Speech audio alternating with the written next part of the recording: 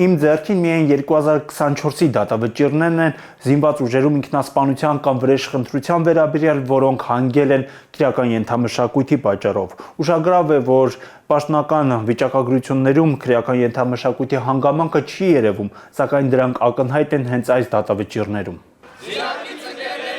Հեղինակությունների ինստիտուտը գողական արժեքները, հետապնդումը, ստորացումը եւ բռնությունը մահերի պատճառներից են։ Ու հասարակությունից ներթափանցում է բանակ ու բանակը ամենամեծ զոհն է դրա։ Ընդ որում շատ որոշում կայացնողներ էլ հենց այդ ենթամշակույթի կրող են իրենք։ Նույն հալածանքի արդյունքում մի մարդ իրանավնասում, մեկ մարդ կողքին իրանավնասում, բայց պատճառը մեկ հալածանք։ Դա քրեական ենթամշակույթի մյուս կեղեքն է, որից ինքը մեզ էլի գործիքից կախում է։ Մեր բանակում այդ խնդիրը ինձ այսօր ամենաարդիակայինն է, երբ որ երկու զինծառայող կապ չունի